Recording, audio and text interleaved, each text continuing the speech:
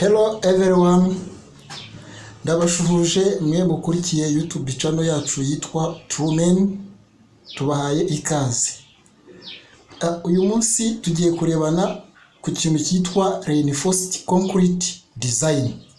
Iyo umuntu avuze concrete design abashatse kuvuga iki? Dusangamo amagambo atatu cyo twita Reinforced Concrete Design. Mu magambo ahinnye ni RCD. Aya magambo rero uko ari atatu dusanga asobanura ibintu dukunda guhura nabyo mu bwubatsi. Reinforcement cyangwa se reinforced ni ibyuma, imitaremba abenshi niko bakunda kuvuga. Naho concrete ni beto. Beto umucanga mutoya, umucanga munini, ugashyiramo n'amazi na sima. Ibyo nibyo bibyara concrete. Iyo uvuze design ni ukugena ibyuma muri ya beto yawe bituma inyubako yawe iba ikomeye. Ibyo nibyo byitwa Reinforced Concrete Design. Uyu munsi rero ndenda ngo tuvuge ku kintu cyitwa bar bending schedule. Bar bending schedule ni iki? Ni igihe wakoze beto yawe ugashaka gushyiramo ibyuma. Ibyo byuma uburyo uza kubyarengingamo n'akamaro biza kugufasha. Ibyo byuma rero ntabwo bituruka mu ijuru gusa, oya, tizi design.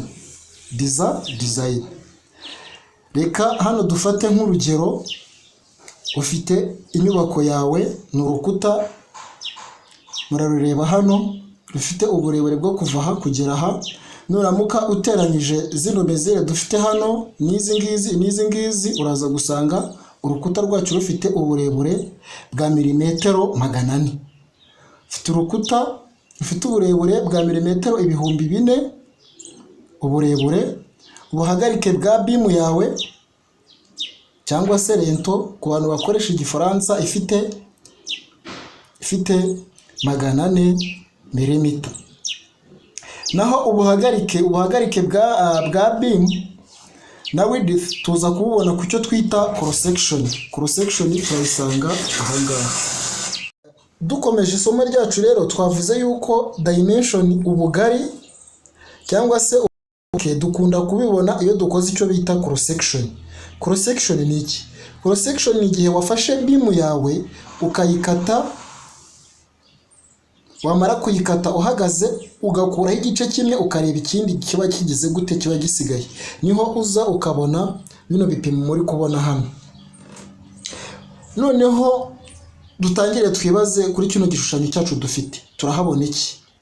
Turimo turahabona ibyuma byo hejuru, ibyo twita anchor bar cyangwa se top reinforcement. Ibi ni bya byuma biba biri ku gice cyo hejuru. Tukagira n'ibyuma byo hasi, ari byo ibi ngibi murimo mureba kuri no interpretation. Batubwiye ngo ni ibyuma bibiri bifite umubyimba w'10 biri mu bwoko bwa twist. Ibi byuma byacu rero hano harimo akantu kari incline. Iyo dufashe icyuma cyacu tukakinclininga gutya tuba tuvuze icyo bita clanking. Ibi byuma ni uburyo bwo kubyongerera compression ahagana muri column cyangwa se kuri rwa rukuta rwacu ruba ruresistinze ya beam. Tukaza kugiramo izo bita stirrups. Abakoresha igifaransa ndumva turi kumwe bakunda gukoresha etiriye. Ni bya byuma dushyiramo bifata ibiri main. Ibi byuma twabishyizemo bifite umubyimba wa 6. Umwanya uri hagati n'uwundi ni 150 center to center nk'uko murimo kubibona. Aya amayetiriye yacu rero adufasha cyangwa se akora iki munuza muri beam yacu, aresistinga icyo twita shear. Noneho ibi byuma biri main, ibiri top na bottom byo beresistinga kuri moment. Moment ni uburyo ki beam yacu ishobora kwiheta. Naho mu gihe shear ari uguturika cyangwa se gucikamo ibice bibiri. Rero ukimara gusobanukirwa neza iyi beam yawe, ukimara kumenya ni ibyuma bingahe mfite hasi, ni ibyuma bingahe mfite hejuru, kuko turimo turabibona hano, tukamenya n'amayetiriye ndetse n'umwanya uri hagati wa stirrups n'indi, bigufasha kumenya ese ibi byuma ngiye gukata bifite uburebure bungana gute. wamara kumenya uburebure then ugakora n'umubare wabyo kugira ngo umenye se ninjya ku isoko nzagura ibyuma bingana gute. Reka dutangire, tugiye gufata dushakishe ukuntu wabona ibyuma byo twita top. Ese ibi byuma biri hejuru hano tuzakata ibyuma bingana gute? Turatangira ku cyo bita cutting lengths of top bar. Ibi bivuze iki? Ngo tugiye kumenya icyuma kirekire twakata ikingana gute mu byuma bizajya hejuru. Ibi byuma biboneka iyo dufashe clearance dukuyemo tu concrete cover. Clearance ni uburebure bwo kuva aha ugera aha, twabivuze ni 4,000, dukuyemo concrete cover. Concrete cover ni uyu mwanya uba uri hagati y'aho beam irangiriye kugera aho ibyuma bitangiriye. Hano batubwiye ko concrete cover ari milimetero 300. Bishatse kuvuga ko umubare w'ibyuma cyangwa se length y'ibyuma tuzakata mu byuma bizajya hejuru, tuzafata clearance ariyo twisi 4,000, twafashe 3,500 duteranyeho 3,300 duteranyeho 350 bihwana n'4,000. Ubwo cutting lengths of top bar irangana n'4,000 dukuyemo concrete cover, then turaza guhita tubona uburebure bw'icyuma tuzakata uko kingana. Then nituzano ku gishushanyo dufite kuva aha kugera aha kari 4,000. Ibi 4,000 tuzakuramo uyu mwanya uri kuva aha kugera aha ariyo ya 40, ariyo ya 30, sorry, uteranyijeho n'uyu mwanya uranga kuva kugera aha 30, aribyo bizangana 60.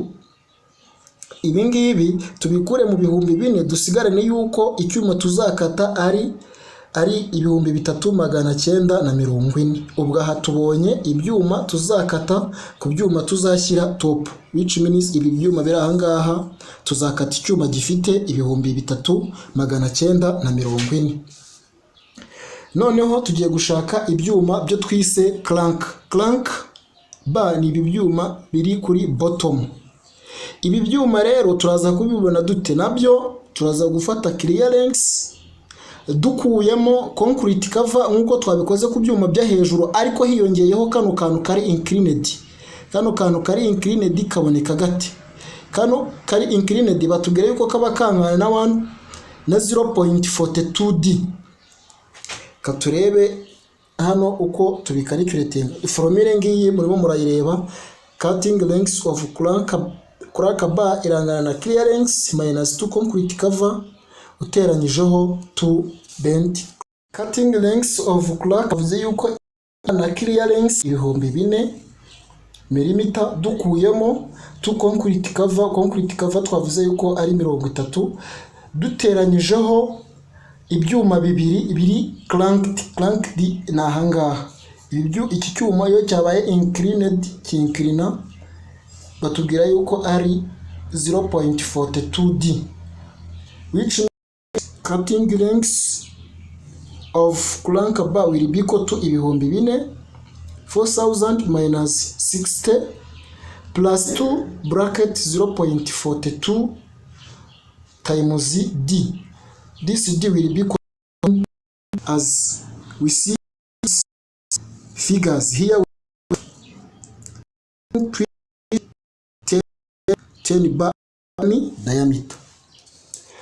Then turaza kubikora tuze kubona yuko cutting lengths of crank bar will be equal to 3,948.4 millimeter. Then ubwo ibi byuma twamaje kubibona, cranks bar ibiri top twamaje kubibona. Igisigaye ni iki? Dusigaje kumenya zino stirrups zingana gute.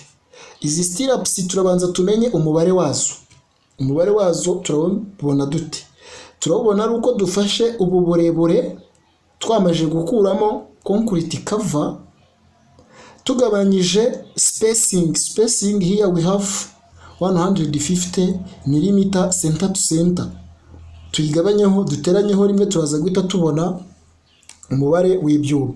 Dore ngaha hano number of stirrups irangana na clearance minus spacing plus 1. Ibi ngibi biraza kudufasha guhita tubona icyo bita number of stirrups.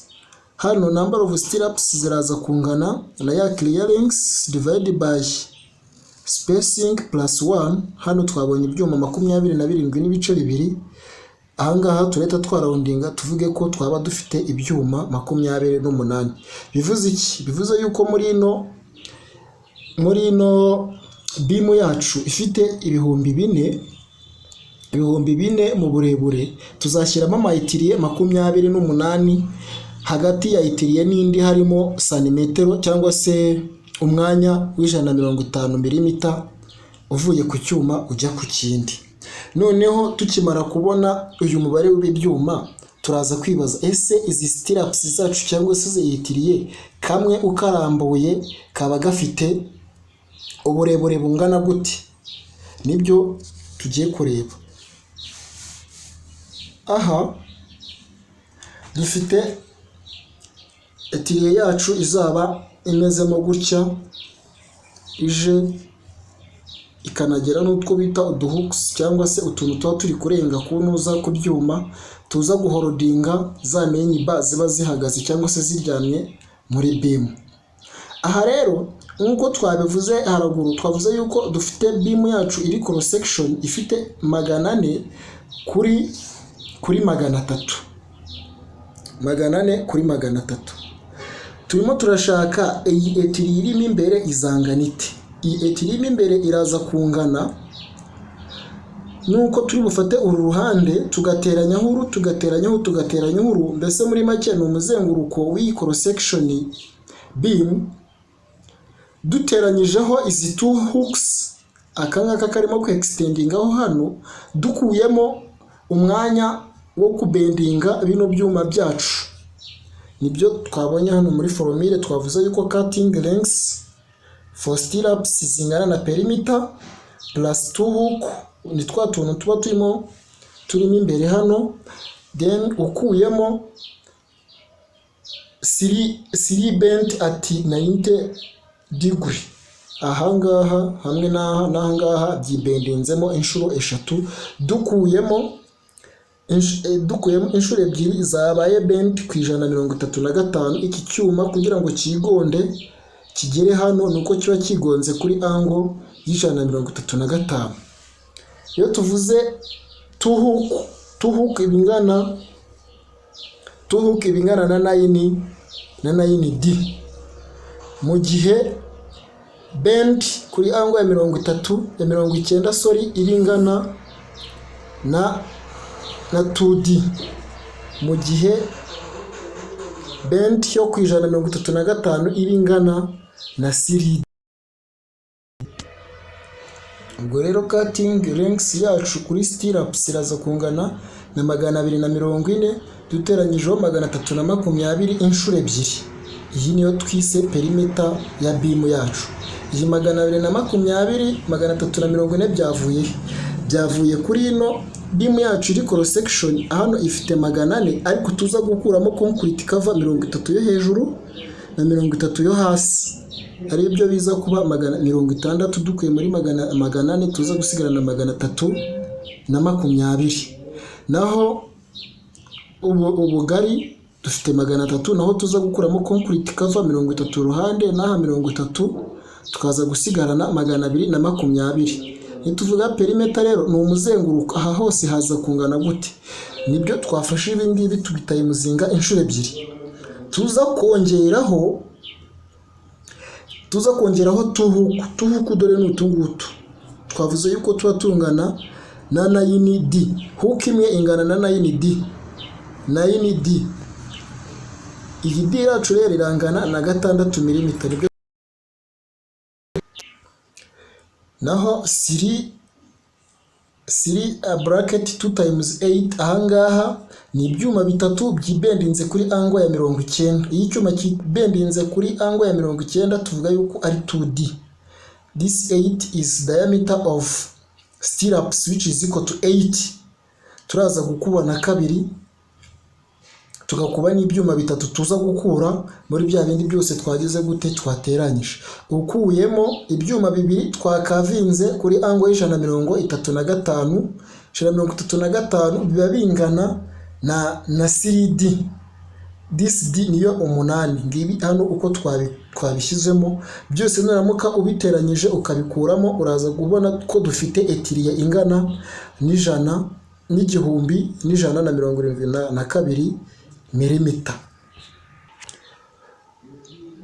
Iyo urangije gukora bya bindi byose twakoze haraguru, ni ukuvuga ngo wamaje kubona cutting length y'ibyuma byo hejuru, twamaje kubona cutting length y'ibyuma byo hasi, tumaje kubona cutting length y'ama stirrups ndetse n'umubare wabyo. Ikiba gisigaye ni ukubihuza muri format kugira ngo umenye ese ibyuma byose muri rusange bifite length zingana gute, umubare wabyo ni uwuhe, ese tubishyize mu biro twa dufite ibiro bingana gute. Dukoresha ino table aho yitwa bar bending schedule format.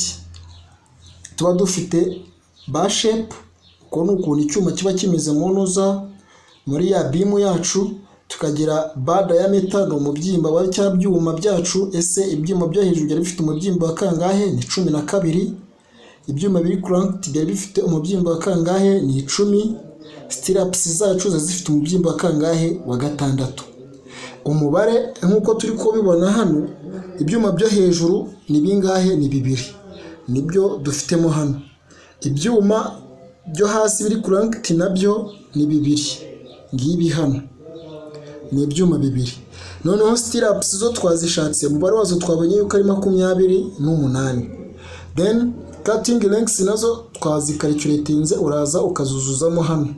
Muri make ugiye kureba ese bya byuma byacu 2 byo hejuru bifite uburebure bungana gute, uraza gufata umubare w'ibyuma ni 2, uko bye cutting lengths y'icyuma kimwe, uraza gusanga ibyuma 2 bifite uburebure bungana gutya. Naho ibyuma 2 bitoya biri cranked nabyo urasanga bifite ino cutting lengths dukubyeho umubare w'ibyuma biza kungana n'ibi ngibi, na stirrups nazo nuko. Then weight, iyo tuvuze weight ni igihe waba ugiye kugura ibyuma ariko biguze biri mu biro. Ibiro rero kugira ngo uzabone unit weight y'icyuma kimwe no gufata D square over 162 ukubye ya lengths. Iyi D ni umubyimba w'icyuma. Dufatiye urugero nko kuri iki cyuma cyo hejuru gifite umubyimba wa 12, 12 turabisquaringa 32, dukuba n'ubu burebure, tubona yuko ibi byuma 2 umuntu azakenera byombi bizaba bifite ibiro 7. Naho ibya 10 nabyo bizaba bifite ibiro 4 ukoresheje formule twanditse hano hejuru.